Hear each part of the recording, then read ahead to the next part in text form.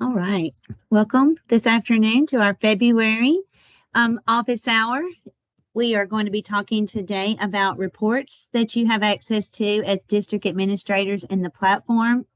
Just want to remind everyone that part of our strategic goal is to support our educators. And so today's presentation will be focusing on our educators in Tennessee. Our agenda for this meeting is to discuss one, the teacher report that you have in Portfolio. I'm going to introduce you today to a report called the Collection Level Progress Report and how you can use that report now during the month of February and March to support our teachers. We'll review our next steps for next month and then the supports that we have to offer. So let's jump right in. When you log into the platform in your district administrator access, you notice over to the left your administrator tab. And I believe you have user directory and reporting tabs. When you click on this reporting tab, you will see a graph, and then underneath it, you see your user directory. And this, where I have circled teachers, this is the report that we're going to look at first. This is the report that you use to check your rosters. We're also going to use this report today to look at how our teachers are coming along with their progress. So when you pull up this, when you click on that teacher report, remember that this will be an Excel file that will download. So download the Excel file. I encourage you to start with this yellow arrow. It will say was access removed, and you want to filter to only look at your zeros. That means that access was not removed. These are your active teachers. Anyone that you have rostered this school year and removed, they will still be in your report, but they will have a 1 in the column. So we don't want to look at those teachers. Those teachers are no longer active in your directory, and the teachers with a 1 do not submit portfolios. So start with column, it's R in my column, but you want to start with a column that says was access removed and filter to just your zeros. Once you have that, you'll have a list of all of your teachers. I have hid the columns with teachers' names and district names for the sake of this recording, but you will see in your first columns your teachers' names, their school names, their license numbers, their emails. What we want to look at for this month are the columns that I have red arrows here. One, we want to look to see, have they set up their account? Have they selected their model? If you still see a blank, where'd my mouse go? If you still see a blank box beside a teacher's name, then that means they have not logged in and set their model. So you want to talk to those teachers to see, are they having any trouble accessing their account?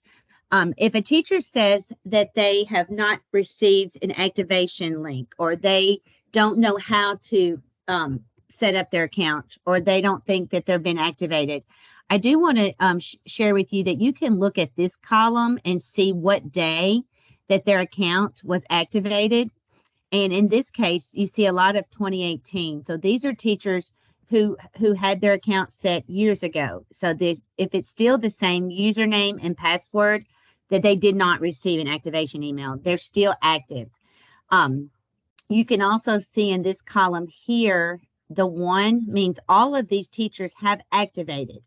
So they've all logged in before, but the ones with the blank, they just logged in. They didn't continue the setup of select your model and select your collections. So look for that first. You should not see any 1s at this time. I notice here that in this particular district, we do have one kindergarten teacher who has a 1 here. That means this teacher has completed their portfolio. It is possible that in February, someone has completed their portfolio.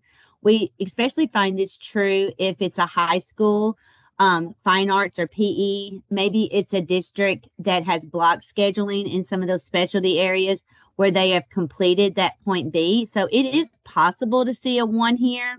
It's not common in February. But when you begin to see 1s in this column, you will know they have finished and their portfolio is 100% complete. The next thing you want to look at after you check to see, have your teachers all activated? Are they all in a model?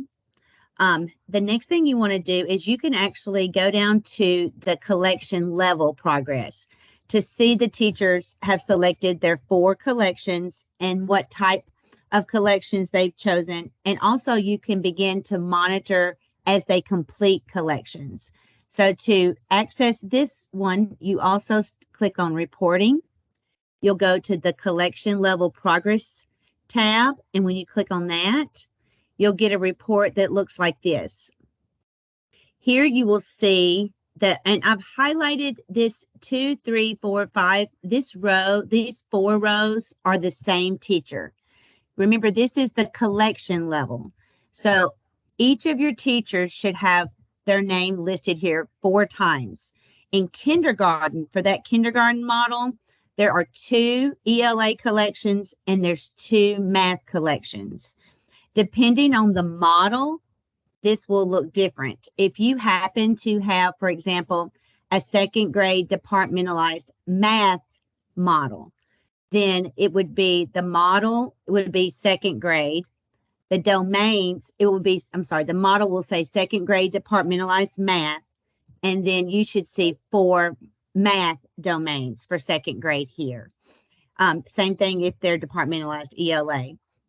Otherwise, if they're pre-K, K1 or 2, you should see 2 ELA, 2 math, and this grade level should match the model.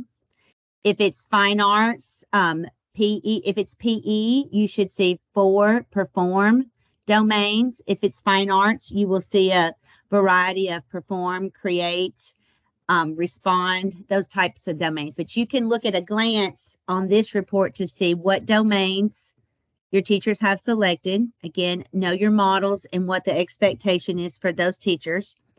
After that, you can look over here to the next column to see if they have chosen 4 collections. So here I can see this teacher has set up her model, her domains, and she has set her 4 collections. Foundational literacy, reading, counting, cardinality, those 3 are required. This 4th math collection, it may be operations and algebraic thinking, but it might also be numbers and operations in base 10. So you can see which collection your teachers have chosen for math if they're in one of those models that has a choice. Another thing that I really caution you of is to make sure that there are only 4 collections for one teacher. In the past, we have had teachers who have gone in and set up their collections twice. So if that's a red flag, if you have a teacher's name here more than 4 times, or you see the teacher has 8 collections, that's a red flag. You will want to contact us at Portfolio Questions to drop one of these collections, because if a teacher accidentally selects the collections twice, 8 times, it will show that they are not a complete portfolio, and that will cause problems. So check for model, domains, and only 4 collections. And then here I can see that this particular teacher has gone in to the foundational literacy collection and chosen which standard to assess. These other collections, the teacher has not selected their standard in the platform. As we know, teachers most likely have selected their standards and have assessed all of their kids at this point for point A, but you can look at this report to see have they selected it in the platform yet. So I can see that all of these teachers here have not gone in and selected their standard, and that's okay. But as we get closer to submission, you should begin to see these standards filling up. Here I can see these teachers have selected all of their standards that they are assessing. You also see here that 0%, this will be a percent. So right now, 0% of these collections are complete, which again is expected in February.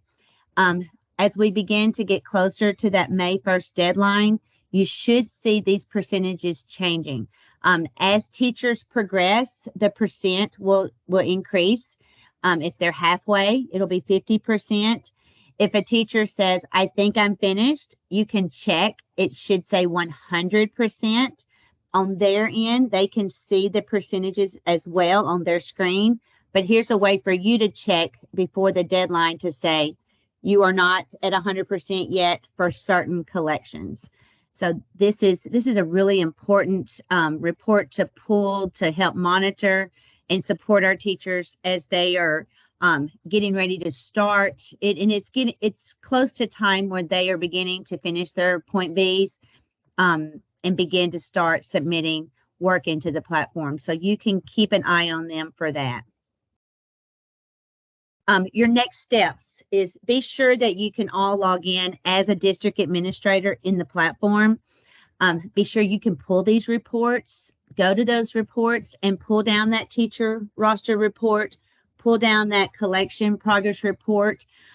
Look at those, make sure that everyone has at this point activated their account. If you still have teachers who don't have a green circle or teachers who have not set up their model, I encourage you to get with them and make sure that they can.